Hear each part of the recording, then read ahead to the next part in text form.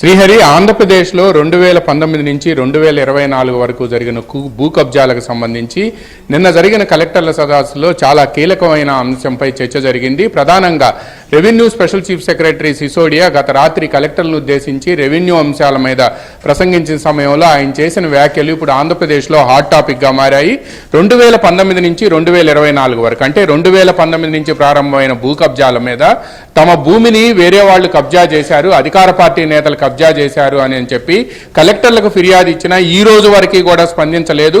పైగా ఊళ్ళో ఉన్న వారిని, పైగా ఆ గ్రామానికి సంబంధించిన వారు హైదరాబాద్లో కానీ లేకపోతే తిరుపతిలో కానీ లేకపోతే పట్టణ ప్రాంతాలకు వచ్చి పిల్లల చదువుల కోసం అదేవిధంగా జీవనోపాధి కోసం పట్టణాలకు వస్తే వాళ్ళ భూములు ఆబ్సెంటీ ల్యాండ్ లార్డ్స్ అని చెప్పి వాళ్ళ భూముల్ని పల్లెల్లో ఉండే వైసీపీ గ్యాంగ్ స్వాధీనం చేసుకొని భూ కబ్జా చేసి అక్కడికి వెళితే వేరే వాళ్ళ మీద డాక్యుమెంట్లు తయారు చేయటం, నకిలీ డాక్యుమెంట్లు తయారు చేయటం, నకిలీ దస్తావేజులను తయారు చేసి ఏకంగా రిజిస్ట్రేషన్ కార్యాలయంలో రిజిస్టర్ చేయించుకోవటం వంటి అంశాలు కోకొల్లలుగా జరిగాయి. ఇప్పుడు మదనపల్లిలో సబ్ కలెక్టర్ కార్యాలయంలో రికార్డుల దగ్ధానికి సంబంధించిన అధికారుల తాజా దర్యాప్తు ఏంటంటే శ్రీహరి, ముందు ఇందులో ఏవైతే దగ్ధమైన రికార్డులు ఉన్నాయో అవన్నీ కూడా 22A అంటే నిషేధిత భూముల జాబితాలో ఉండే రికార్డులు, అదేవిధంగా కోర్టుకు సంబంధించిన రికార్డులు, అసైన్ ల్యాండ్కు సంబంధించిన రికార్డులు, ఈ 3 రకాల రికార్డులు కూడా దగ్ధమయ్యాయి. అంటే పెద్దిరెడ్డి గ్యాంగ్ ఈ భూ కబ్జాలకు పాల్పడింది అని చెప్పి టీడీపీ నేతలు ఆరోపించడమే కాకుండా revenue special chief secretary Sisodia అక్కడికి వెళ్లి ఏదైతే ఆయన దర్యాప్తు జరిపారో ప్రాథమిక దర్యాప్తు మదనపల్లి సబ్ కలెక్టర్ కార్యాలయం పరిధిలో ఉండే తహసీల్దారులు, రెవెన్యూ అధికారులతో మాట్లాడి దర్యాప్తు జరిపారో ఆ దర్యాప్తులో ప్రాథమికంగా జరిపిన పరిశీలనకు సంబంధించిన అంశాలు రాష్ట్ర ప్రభుత్వంలో కలకలం రేపుతున్నాయి.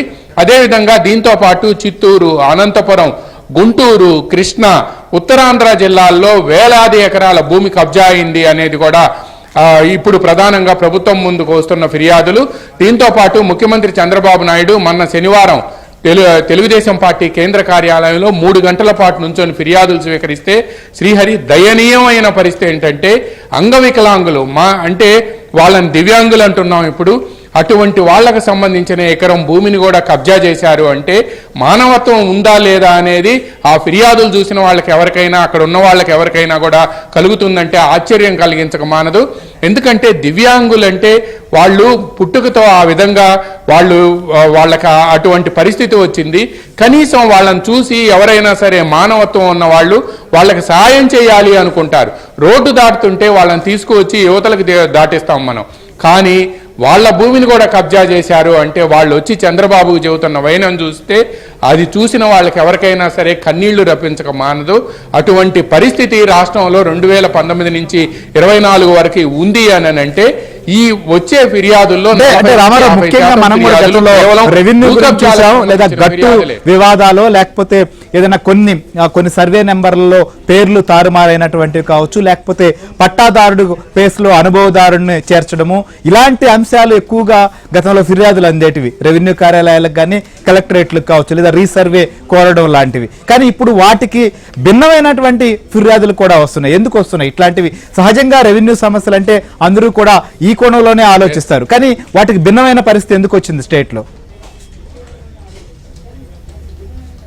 ఎస్, మీరు అన్నది 100% కరెక్ట్ శ్రీహరి. ఏంటంటే గతంలో గట్టు తగాదాలు అంటే ఎవరైనా సరే ల్యాండ్ లార్డ్స్ అక్కడ లేకపోతే వాళ్ళకి సంబంధించిన భూమిని 2 సెంట్లో 3 సెంట్లో కలుపుకున్నారనే ఆరోపణలు, లేకపోతే అన్నదమ్ముల మధ్య వివాదాలు, అక్క చెల్లెళ్ల మధ్య వివాదాలు, తండ్రి కొడుకుల మధ్య వివాదాలు, ఇటువంటి భూ వివాదాలకు సంబంధించి లేకపోతే రీసర్వేకి సంబంధించి ఇటువంటి ఫిర్యాదులు వచ్చాయి.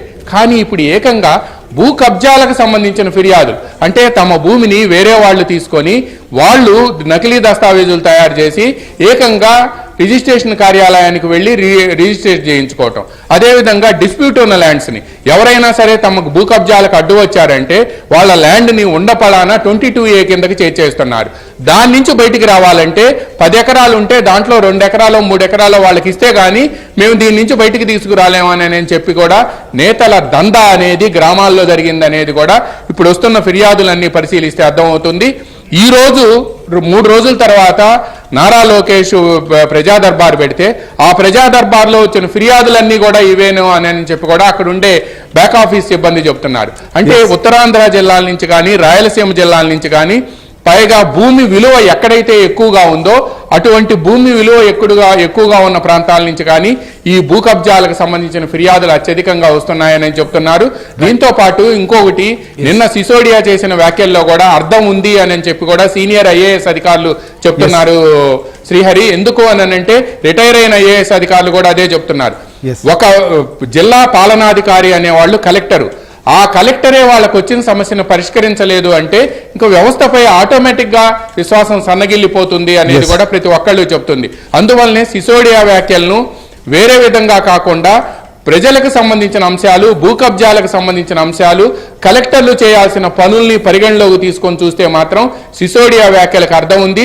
ఆ దిశగా అధికార యంత్రాంగాన్ని కూడా రిఫార్మ్ చేయాల్సిన అవసరం ప్రభుత్వంపై కూడా ఉంది. అప్పుడే ప్రజలు ఇప్పుడు పడుతున్న బాధ నుంచి